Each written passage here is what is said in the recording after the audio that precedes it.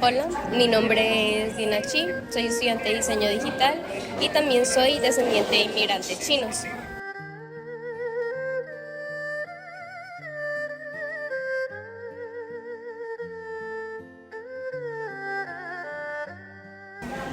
Bueno, como tal, sé que hay registro o hay una foto de mi bisabuelo en 1936 acá en Colombia. Sé que ellos no llegaron directamente a Santa Marta, sino que llegaron fue primero a Barranquilla. Ya cuando tuvieron a mi abuelo y a mi tía abuela, sé que mi bisabuelo llegó acá a Santa Marta y le iba demasiado bien, él empezó a trabajar acá. Y ahí fue cuando un amigo en común que tenía mi bisabuelo y también mi bisabuela fue que, de hecho se llama Numa, él también trabajaba acá en Santa Marta y en una de esas fue que al llegar a Barranquilla, él vio a mi abuelo y a mi tía abuela allá y les dio como, se podría decir que pesar. Así que lo que hizo fue que le dijo a mi, bueno, más que todo se los llevó acá o se los trajo acá a Santa Marta. Entonces se los trajo mediante un ferry. También cuentan de que los puso a dormir en los camarotes mientras que él se puso a dormir en una proa. Cuando ya los trajo acá, como le dijo a mi bisabuelo que ella, o sea, su mamá, los mandó para acá, mientras que a ella, ella les dijo que mi bisabuelo como tal los mandó a recoger. Entonces fue eso. Ellos llegaron, mi tía abuela a los 10 años y mi abuela a los 8 años. Se llevaban nada más 2 años. Después de eso, mi bisabuelo le dijo a Numa que tomara el dinero y los pusiera a vivir y a estudiar. A mi tía abuela como tal no la pudieron, o sea, tenía pensado meterla en la presentación, pero al ser hija natural no pudieron, ya que en esa época era como algo, bueno, era como una condición más que todo.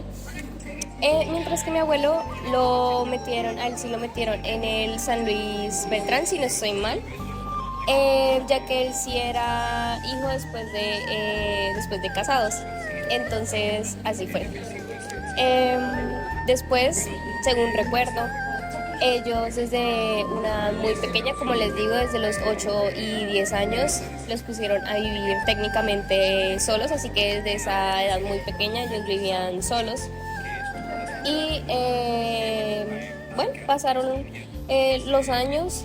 Mi bisabuelo de vez en cuando los vivía, o sea, realmente ellos vivieron bien, tanto que mi tía abuela se fue a vivir a los Estados Unidos, mientras que mi abuelo fue un docente muy reconocido. De hecho él llegó a ser rector en el colegio Hugo J. Bermúdez, un colegio muy reconocido acá en la sede centro de Santa Marta, y esa fue su historia.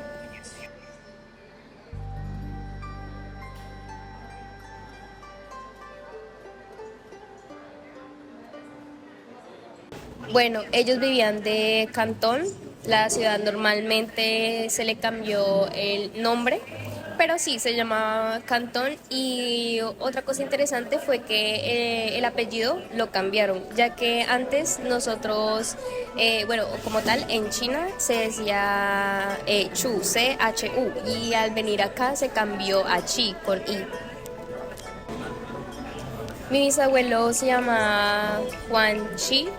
De hecho, allá en China se escribía con H-U-A-N-G, mientras que acá, cuando llegó acá, se tradujo a Juan. También ese nombre se lo heredaron a mi tío, el mayor, mientras que mi papá se llama Julio Chi, que es el nombre también de mi abuelo, Julio César Chi. Mi tía abuela se llama Alicia, Alicia Chi. Y de hecho también es interesante ya que mi bisabuela, o sea, la esposa de mi bisabuelo, se llama Rosmira, y la hija mayor, ya que ellos eran cuatro, también le pusieron el nombre de Rosmira, mientras que la otra hija de ellos se llama Claudia. Nuestra relación de hecho es muy cerrada, por eso nosotros no sabemos tanto de la historia de ellos. Sí, de hecho es muy cerrada y nosotros también somos así, somos muy cerrados, muy introvertidos.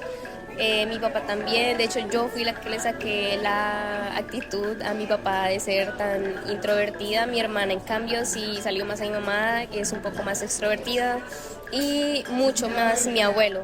De hecho podría decirse que la que era más extrovertido ahí de mi abuelo y mi tía abuela era mi tía abuela, mientras que mi abuelo sí era un poco más introvertido.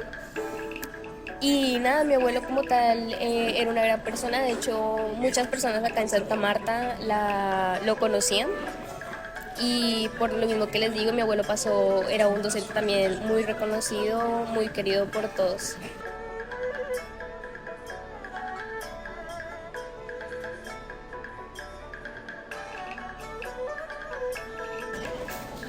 Como tal, sé que la relación entre mi papá y mi abuelo era muy cercana, pues a su manera, ¿no? Como estoy diciendo, ellos son muy reservados, pero sí sé que tenían una muy buena conexión. De hecho, cuando mi papá era pequeño, antes de que nosotros nos fuéramos para Bogotá, o mucho antes que eso, sé que se iban a pescar. Y pues la verdad no sabía de eso sino hasta hace un año que partió mi abuelo, que mi papá volvió a retomar como ese hábito de ir a pescar. Ahora él sale a pescar, por ejemplo, una vez a la semana, cuando el tiempo del trabajo le da, o de sus fines de semana, mejor dicho. Entonces me imagino que eso le hace recordar mucho a mi abuelo.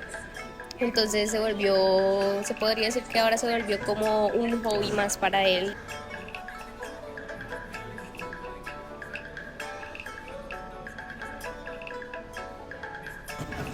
Sé que aquí en Santa Marta hay una asociación china que de hecho se hace llamar la Colonia China. Es una comunidad de hecho muy cerrada, muy de ellos, pero que como tal todos aquí, o los chinos acá en Santa Marta, todos ellos se conocen. Y nosotros como familia supimos de esto ya que hace un año en el velorio de mi abuelo llegó unas flores que fueron de parte de ellos. De hecho llegó una de la muralla china, ya que la señora que es sinceramente no sé si fundadora, pero sé que dirige el negocio de la Gran Muralla China acá en Santa Marta, llevó uno y es conocida de mi abuelo, y llegó otra en la que les digo que tenía el nombre de la colonia china. Entonces de ahí fue que nosotros descubrimos esto, cosa que obviamente antes no sabíamos. Al recorrer los restaurantes chinos de la ciudad, es fácil notar cómo la cultura china sigue presente en la vida cotidiana. Está en los espacios, en las costumbres y en tradiciones que han permanecido a lo largo del tiempo. En mi familia, uno de los pocos elementos que conserva esa conexión es esta vajilla de chino. Ha pasado de generación en generación, permaneciendo como un recuerdo silencioso de una historia que hoy conocemos solo en fragmentos. Y al mirar estas fotografías y videos familiares no puedo evitar preguntarme por todo aquello que quedó sin contar. Con el paso de los años, la relación de mi familia con su descendencia china se fue debilitando hasta convertirse en un tema del que apenas hablamos y del que sabemos muy poco. A veces me hubiera gustado escuchar más historias, conocer más nombres, más recuerdos y más experiencias, porque aunque muchas cosas se hayan perdido con el tiempo, siguen formando parte de la historia de mi familia.